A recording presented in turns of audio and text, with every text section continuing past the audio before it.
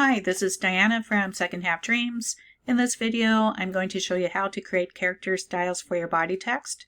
The character styles make it very easy to change the look of your book interior by using different fonts.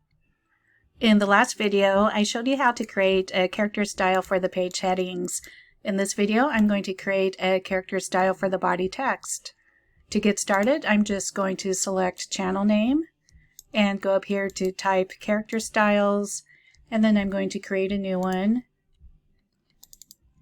and I'm going to call it body text.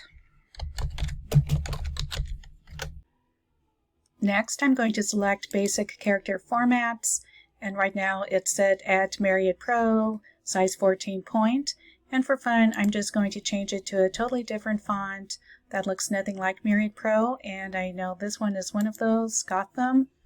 So I'm going to press OK, and now you can see I have the new font. And now I want to apply that new font change all the way down throughout this whole text box. So I'm going to just select the box and then select body text. And now you can see that I have the new font applied. But now I see two problems. The first one is these checkboxes no longer look like checkboxes. And also the numbers in my numbered list did not switch over to the new font. I'm going to fix this problem first, and what I need to do is create a character style for my numbered list. So to start with, I'm just going to select the text box and then press T, and then on my keyboard I'm going to press Alt and this numbered list, and I have a PC, so that's why I pressed Alt. If you have a Mac, I believe you need to press Options instead, and hopefully you'll also get this bullets and numbering box. And then once you get that, just go to Character Style and change None to Body Text. And then you can see that the character style for the numbers changed. Okay, now I'm going to tackle these checkboxes. And if you recall, when I made them, I used the Wingdings font. So I need to change that back, and I'm going to do that by making a character style along with that steps. I'm just going to highlight one of the checkboxes and then create the new character style, and I'm going to call it checkbox.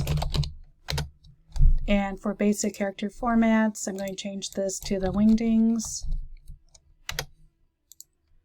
Okay, so now I have my checkbox back, so now I just need to apply the character style to the other checkboxes.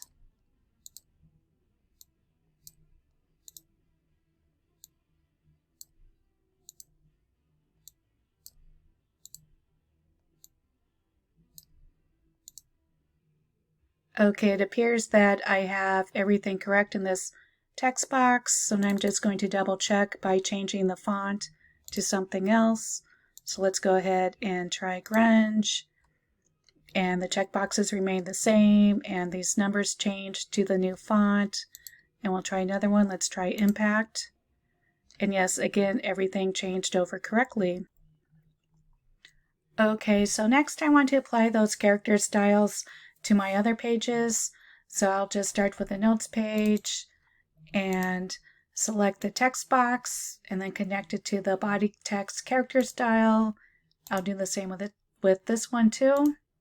And then I'll go to the video planning page, and the main body text is actually made up of 4 text boxes, so I'll just select them all and then assign them to body text.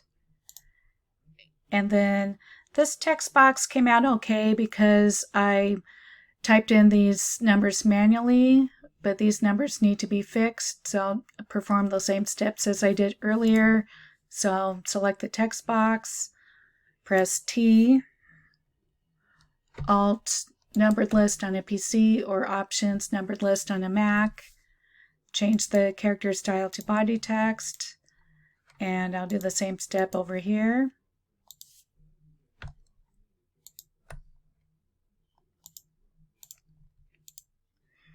Okay, so everything looks okay. And one last step, I just want to change this page heading to match this font. So I'm going to select it, go to basic character formats, and change the font family to impact.